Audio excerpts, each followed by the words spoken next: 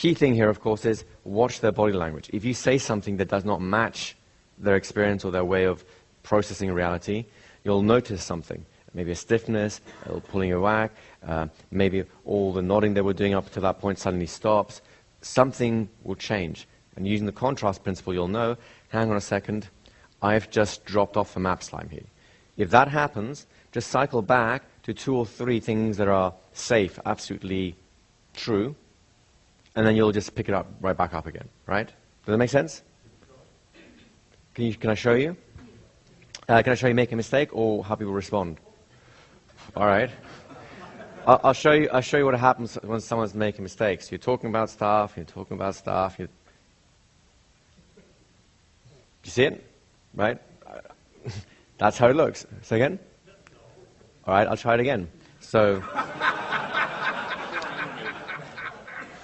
say again? Well, it's going to be subtle. Oh, okay. Can we have a volunteer, please? Volunteer, come on up. Oh, you've already been up. Come on, sit back down. We want someone else. Someone hasn't been up yet. Come on up. There you go. Give him a nice round of applause. Have a seat in the magic chair. How are you doing, Ralph? Good. How are you? Good. Fantastic. So you enjoying yourself? I am. Now, we're going to go just with a very simple version. So, you know, there's all kinds of things you do every day, right? You got up this morning, and you probably washed, got dressed, you know, those sort of things, right? But there are times when you feel comfortable too, right? Like a bed when you're falling asleep at night. Of course, in the morning it's time to get up again, get on with your day-to-day stuff. I guess you start thinking about what might be happening in the seminar and perhaps even thinking about the future. Okay? Was he thinking about the future? No, he was not. Right? Do you see where I'm coming in from here? So we'll try this. We'll try this again, right? Were you not? I don't remember. Right? Well, your unconscious does. So just to show you again, we'll see if we can get the same reaction. So you got up this morning, you got dressed, you probably thought a little bit about the seminar and stuff you were doing, and maybe even thought about stuff you might do in the future or something like that.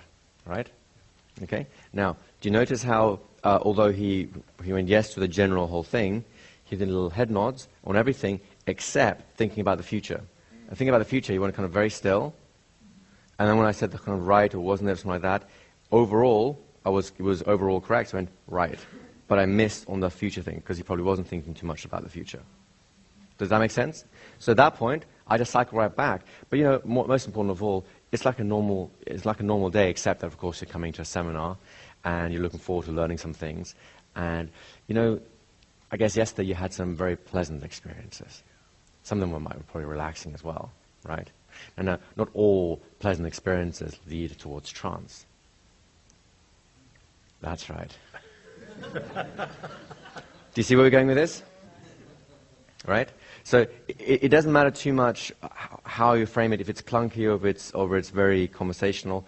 It doesn't matter to me. What matters is that you're talking about normal everyday experiences, then you make a switch towards more hypnotic experiences, you switch back for a little bit, you switch forward again, back, forward, and eventually you'll just stick with the trance experiences and they'll have a fantastic ride through the whole thing.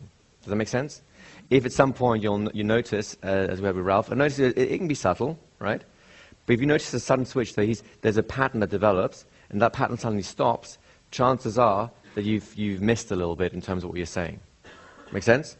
At which point just cycle back to other things, just like recap, but you know, that doesn't matter. The point is, and you just recycle whatever you just said beforehand, except the thing that didn't quite work out, right? And honestly, even if you went past that, if you went through it, you still have enough momentum going. I mean, Ralph wasn't particularly disappointed. I didn't hit like a really like a bad spot or anything like that, so I could probably ignore it and carry on anyway. But you may as well train your perceptions and work with them. Does that make sense? I'll come to you in a second. Does that make sense in general?